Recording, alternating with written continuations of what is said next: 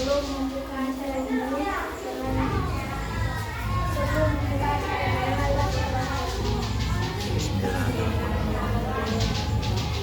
yang pertama yaitu pembacaan yang akan dibawakan oleh terima kasih saudara saya untuk membacakan ini. Bab 8. Tekanan pada zat dan penerapannya. Alat penampung air atau disebut dengan water tower banyak kita jumpai pada bangunan bertingkat.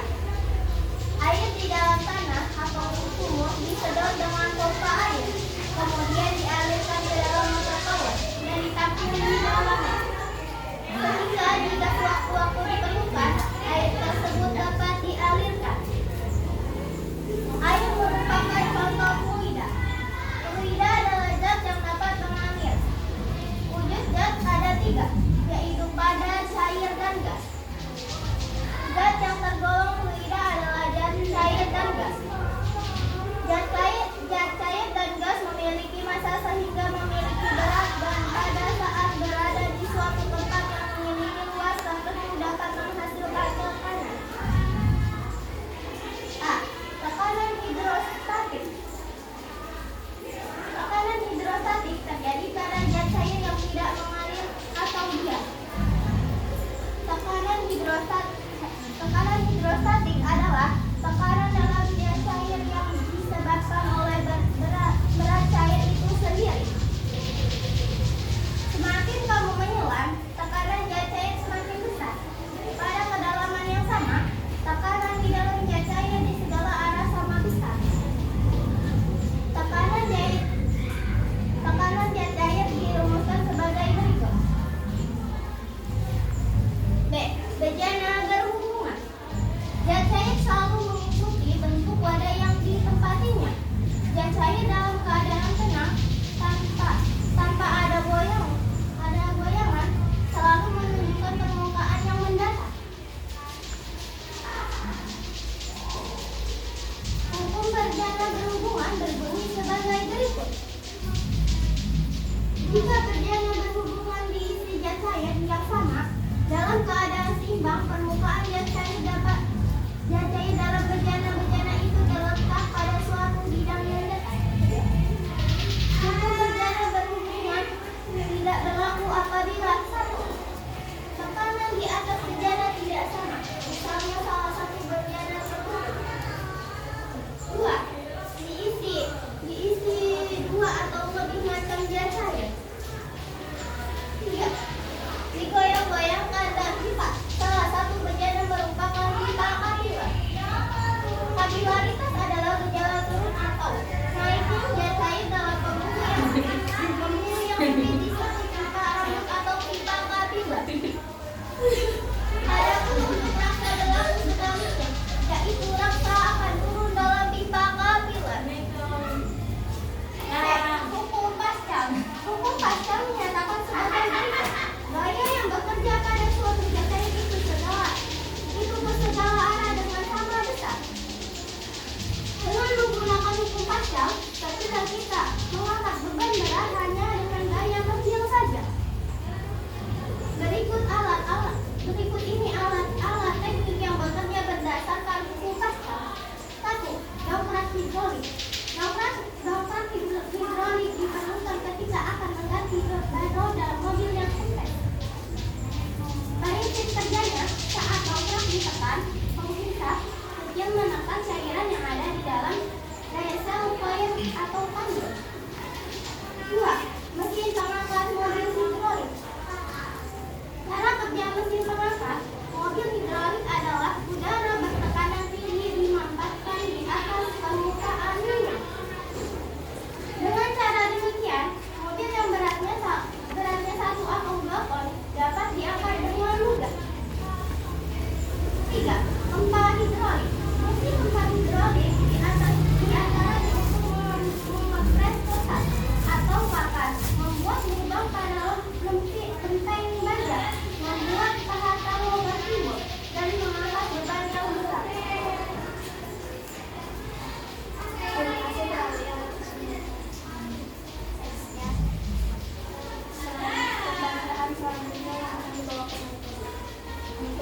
kasih, Teh Dinda sudah mengizinkan saya untuk membaca.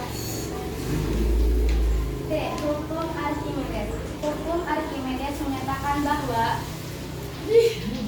suatu benda yang ditelurkan ke dalam zat cair, baik sebagian atau seluruhnya, akan mendapatkan gaya ke atas yang besarnya sama dengan berat zat cair yang dipindahkan oleh benda tersebut. Secara matematis, hukum Archimedes ditulis sebagai berikut. 1. Tenggelam, terapung, dan melayang. A. Tenggelam. Suatu benda akan tenggelam dalam zat cair jika massa jenis benda itu lebih besar daripada massa jenis zat cair. B. Terapung. Sebuah benda akan terapung dalam zat cair jika massa jenis benda itu lebih kecil daripada massa jenis zat cair. C. Melayang. Mengapa ikan dapat melayang di dalam air?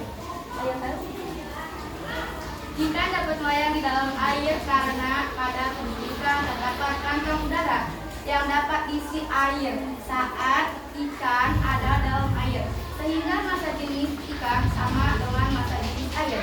Suatu benda akan melayang dalam zat cair jika massa jenis benda itu sama dengan massa jenis zat cair. 2. Penerapan hukum Archimedes. A. Kapal laut. Di dalam kapal, kompresor berisi udara yang mendorong air dari dalam semakin besar volume kapal yang berada dalam air. Semakin besar zat cair yang dipindahkan, akibatnya semakin besar gaya angkat yang dialami kapal itu. B. Galangan kapal.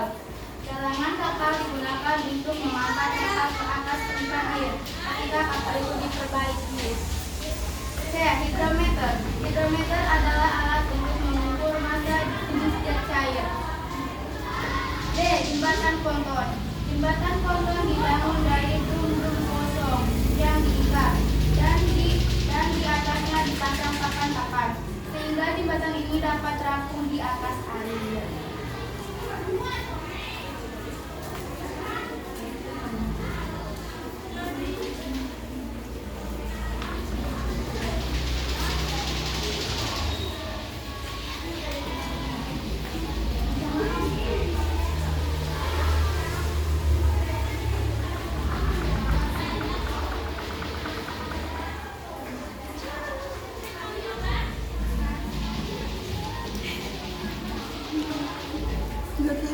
Ketinggian tempat dan tekanan udara. Tekanan udara memiliki nilai maksimum di permukaan laut. Semakin tinggi suatu tempat, semakin kecil tekanan udara di tempat itu. 1. Barometer. Barometer adalah alat untuk mengukur tekanan atmosfer. Ada 2 macam barometer, yaitu barometer raksa dan barometer aneroid. Pada barometer raksa, tingkat barometernya adalah tinggi permukaan raksa. Jika tekanan udara luar bertambah, permukaan raksa semakin tinggi. Barometer aneroid terdiri atas kotak hampa udara yang tipis dan penambangnya berbentuk lingkaran. 2. Manometer.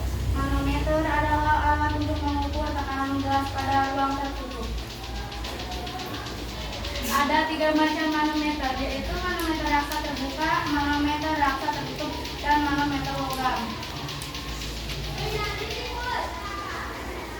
Terima kasih Dede atas pembacaan teksnya. Pembacaan selanjutnya yang akan dibawakan oleh saya Henry. Terima kasih Dede. Saya akan masukkan yang selanjutnya. Hukum Boyle. Hukum Boyle menyatakan bahwa hasil kali antara tekanan dan volume gas dalam ruang tertutup adalah tetap, asalkan suhunya tetap. Hukum Boyle berlaku jika 1. Suhu gas tetap, tetapi terjadi perubahan volume dan tekanan.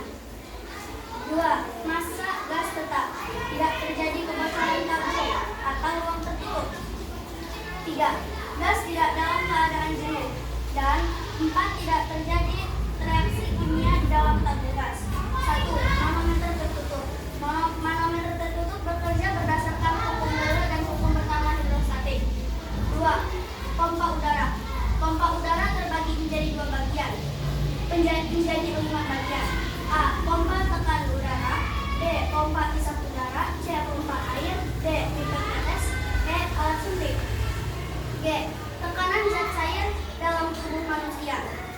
Pada tubuh manusia, tekanan zat cair berhubungan dengan tekanan osmotik, tekanan darah, dan difusi pada pernafasan.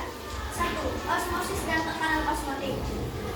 Osmosis adalah suatu istilah yang digunakan untuk menjelaskan difusi suatu pelarut atau solvent melalui membran simpermeabel. Gambar ini menunjukkan molekul gula berada dalam air, tetapi tidak dapat melewati membran karena molekul gula lebih besar dibandingkan molekul air. Gambar yang ini menunjukkan molekul air menyebar melalui membran simpermeabel dengan cara berosmosis dari bendera bagian B yang memiliki konsentrasi lebih encer menuju bendera bagian A yang memiliki konsentrasi lebih cepat. 2. Osmosis dalam tubuh manusia. 3. Tekanan pada zat cair mengalir. 4. Tekanan aliran darah dalam tubuh. H.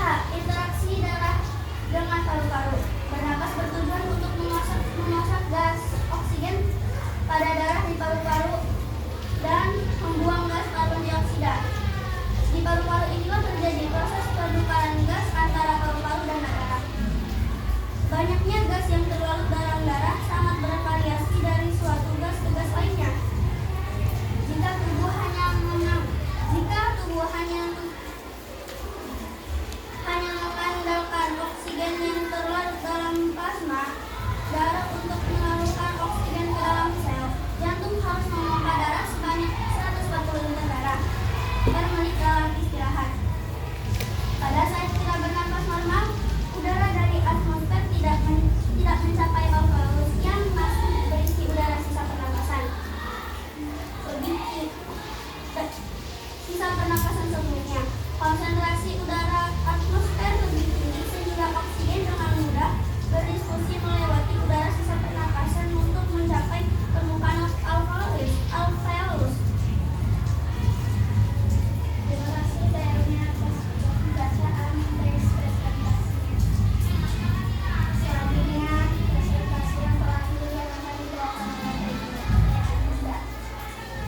Terima kasih Terina sudah mengizinkan saya untuk membacakan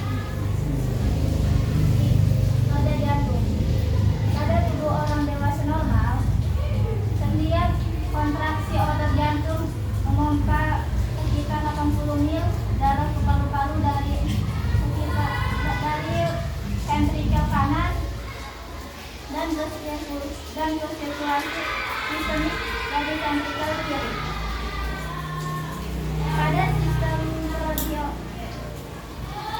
sistem periode kedua, ventrikel tersebut memompa darah dengan jumlah yang sama banyak.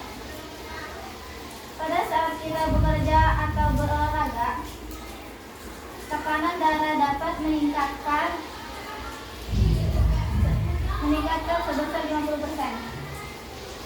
Volume darah yang dipompa dapat meningkatkan 5 kali lipat, sehingga terjadi peningkatan energi yang dikeluarkan oleh jantung sebesar 7,5 kali lipat setiap menitnya.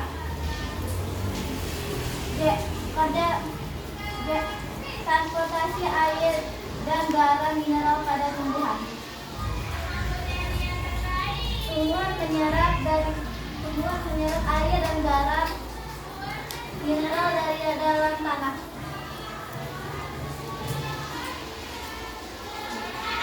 Air dan garam mineral masuk ke akar melalui epidermis akar secara difusi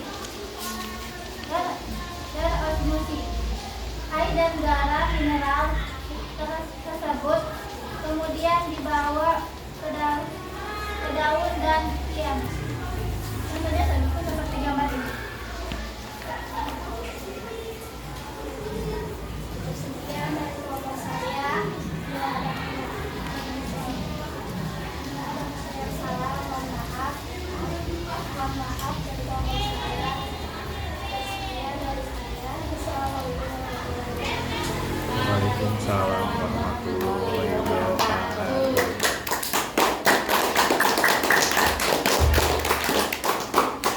Oke, aku jelasin satu persatu terkait presentasi hari ini.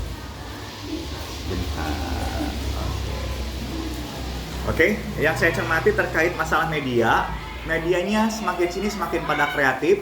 Jadi kalau misalkan kalian kekurangan bahan seperti itu, atau supaya tidak banyak banget keluar uang dan kelihatan bagus, bisa meniru kelompok ini gitu. Jadi sistemnya bolak-balik seperti itu, kreatif ini gitu ya. Jadi bagus, terus tulisannya juga bagus walaupun memang kecil-kecil gitu, nggak apa-apa. Oke, yang pertama MC dari awal itu kelihatan banget groginya, banyak banget perulangan kata. Kalau teman-teman ngerasa grogi, itu kelihatan banget banyak kalimat yang diulang seperti itu. Nah, terus kalau misalkan dalam MC jika tidak menghafal orang yang dihormati, namanya terlalu panjang, Sis Dharma Wirawaskita, nggak hafal tuh panjangannya tuh. Ya, jadi kalian boleh hanya menyebutkan 2 konsonan kata aja. 2 konsonan kata itu hanya yang kami hormati Bapak Sis Dharma, cukup, ya kan? Atau tidak memakai nama kepanjangannya supaya nggak belibet tadi. Jadi diulang-ulang juga tuh Dinda. Oke. Di awal suara kurang jelas Din, tapi kesananya udah percaya dirinya udah tumbuh.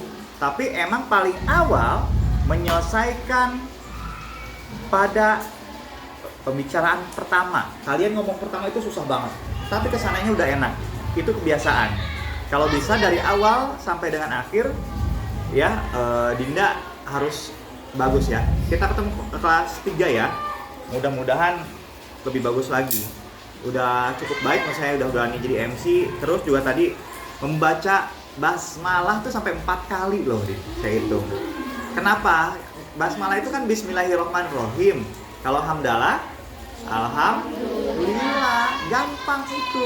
Cuma nggak tahu tadi grogi ya, kelihatan banget. Oke. Terus alhamdulillahnya setiap ada yang ingin presentasi, Dinda menyebutkan. Ya, selanjutnya Teh Anu untuk menjelaskan. Dan alhamdulillahnya juga kelompok ini semuanya perfect terkait masalah jawaban dari MC.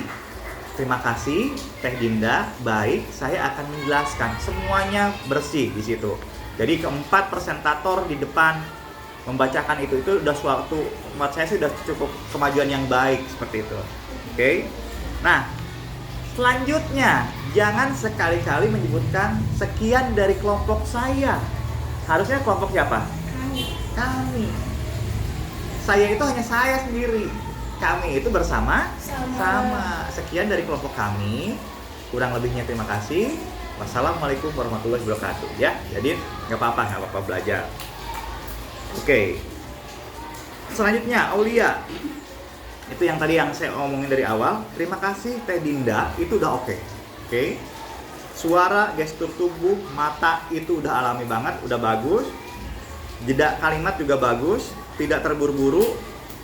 Pascal, bukan pascal tapi Pascal. Jadi kelihatan pascal atau pacal. Jadi klik pacal saya. Tapi Pascal ya. Oke, tapi bagus kok. Aulia udah ini perfect, saya nggak bakal komentarin banyak, jadi udah bagus banget.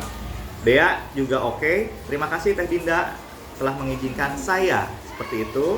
Gestur tubuh, suara, mata, senyum, jeda, dan ada pertanyaan untuk 2 arah. Ada yang tahu, itu bagus. Jadi saya nggak bakal komentarin juga nih 2 orang ini. Seperti itu. Untuk Aulia sama Dea itu +2. Oke. Untuk Elmiral ini juga bagus dari gestur, mata, suara, kalimat-kalimat susah. Elmiral menyelesaikannya dengan baik, kata osmosis seperti itu ya. Terus difusi, jeda juga bagus. Terus juga tadi di akhir agak tergesa-gesa, sayangnya harusnya lebih santai kayak gitu ya. Tapi kalimat-kalimat susah dia bisa laluin. Gak gampang loh ngomong kata difusi, osmosis, apalagi kalian baru dengar. Saya kasih contoh pada Adinda. Adinda di terakhir, terima kasih Teh Dinda, itu oke. Gesturnya, terus dia ngomong masalah periode. Periode itu diulang-ulang. Berbeda dengan Elmiral dia menyelesaikan kata-kata yang sulit, tapi periode tadi periodex itu apa gitu, harusnya langsung dia. Untungnya Adinda merevisi menjadi periode seperti itu. Jadi kalimat-kalimat susah itu sebenarnya kita bisa mengucapkan kalau kita bisa membaca-baca terus, dibaca-baca ulang terus kayak gitu. Terus namun di Adinda juga banyak sekali jedanya terlalu lama, jedanya lama gitu. Jadi nggak kayak Aulia sama Dea yang menyelesaikan jeda dengan baik. Adinda yang terakhir malah jedanya terlalu banyak banget. Jeda itu apa sih, berhentinya lama kayak gitu. Kelihatan groginya, matanya nggak halus, nggak alami. Tahu nggak sih matanya nggak halus, nggak alami itu kayak gimana? Kalau Aulia sama Dea matanya alami. Jadi kita kalau mengejarkan itu langsung gini. Itu biasa, hal yang biasa.